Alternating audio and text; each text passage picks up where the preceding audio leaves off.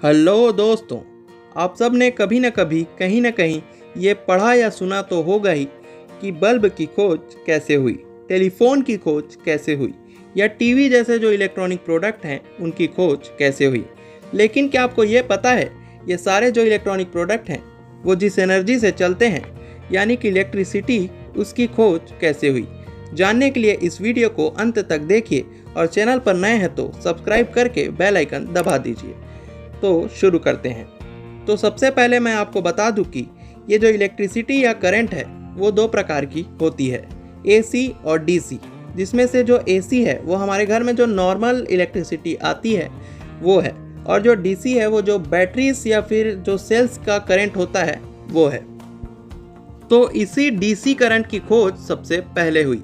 तो ये कहानी चालू होती है 600 बीसी पहले से, जब थैलस ने कांच या अंबर की रॉड को कपड़े से रगड़ा और देखा कि जो कागज़ के टुकड़े हैं वो उस रॉड से अट्रैक्ट हो रहे हैं, और उन्होंने अंदाज़ा लगाया कि जो ये अट्रैक्शन है वो किसी न किसी फोर्स के कारण ही होता होगा। उसके बाद सन 1752 में बेंजामिन फ्रैंकलिन ने एक एक्सपेरिमेंट किया जिसमें उन्होंने बारिश के दिनों में एक पतंग को मेटल के तार के साथ बांध के उड़ाया और उसमें अपने हाथ के पास एक चाबी लगा दी। उन्होंने ऑब्जर्व किया कि समय समय पर जब भी बिजली कड़कती थी तो उन्हें चाबी को छूने से करंट महसूस होता था। उसी समय की बात है जब काफ़ी घर सिर्फ बिजली के गिरने की वजह से जल जाया करते थे। तो उन्होंने लाइटनिंग कंडक्टर यानी कि तड़ित चालक का आविष्कार किया। फिर उसके बाद 1800 ईस्वी में एल्सेंड्रो वोल्टा ने केमिकल रिएक्शन से बिजली उत्पन्न कराया और जिंक और कॉपर की प्लेटों का यूज़ करके दुनिया की पहली बैटरी बनाई। अब बैटरी तो बन चुकी थी। फिर उसके बाद 1831 में माइकल फैराडे आए और उन्होंने डीसी मोटर और डीसी जनरेटर का आविष्कार किया। फिर आया अपनी कहानी के एक और हीरो एडिसन, जिन्होंने 1878 में बल्ब का आविष्कार किया और इसी के साथ दुनिया को एक नई तरह की रोशनी दी।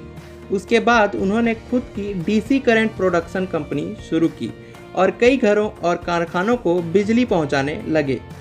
उन्हीं एडिसन की कंपनी में एक व्यक्ति काम करता था। ये बात है 1882 की। तो उस व्यक्ति ने एक प्रोजेक्ट बनाया एसी करंट के ऊपर, और उस प्रोजेक्ट को उसने एडिसन सर को दिखाया, पर एडिसन सर ने उस प्रोजेक्ट के लिए ना कर दिया, क्योंकि उन्हें लगा कि अगर ये जो एसी करंट वाला जो प्रोडक्ट है वो काम कर गया तो उनकी डीसी वाली जो कंपनी है वो लॉस में चली जाएगी। तो उन्होंने मना कर दिया और सब कुछ पहले जैसा हो गया। फिर एक दिन उनकी एक डीसी जनरेटर ख़राब हो गई, तो उन्होंने उस प्रोजेक्ट वाले व्यक्ति को बुलाया और उसे ऑफ़र दिया कि अगर तुम इस जनरेटर को ठीक कर दोगे तो हम तुम्हें $50,000 देंगे। तो वो काफ़ी खुश हो गया और काम में जुट गया और अपनी कड़ी मेहनत से उसने जनरेटर को ठीक कर दिया। फिर वो एडिसन के ऑफिस में गया अपना इनाम लेने, पर एडिसन ने उसे कहा कि तुम मेरे मजाक को सच कैसे मान सकते हो। उस व्यक्ति को काफ़ी गुस्सा आया और वो वहाँ से बिना बोले चले गया और उसने नौकरी भी छोड़ दी। कुछ दिन बाद उस व्यक्ति ने जॉर्ज वेस्टिंगहाउस के साथ मिलकर अपने उसी एसी करंट वाले प्रोजेक्ट पर काम किया और कड़ी मेहनत से 1887 में एसी डायनेमो का आविष्कार कर दिया और दुनिया पर छा गया। हर कोई अब एसी करंट का ही यूज़ करने लगा, क्योंकि ये काफ़ी किफ़ायती था और हज़ारों मील तक इसे पहुंचाया जा सकता था। इसमें शॉर्ट सर्किट का खतरा भी काफ़ी कम था। तो ऐसे ही एसी करंट का आविष्कार हुआ और इसकी खोज करने वाले उस महान व्यक्ति का नाम था निकोला टेस्ला। तो इस कहानी से हमें ये सीख मिलती है कि हमें जब भी कोई नीचा दिखाए या गुस्सा दिलाए तो हमें जल्दबाजी में इसका जवाब नहीं देना चाहिए।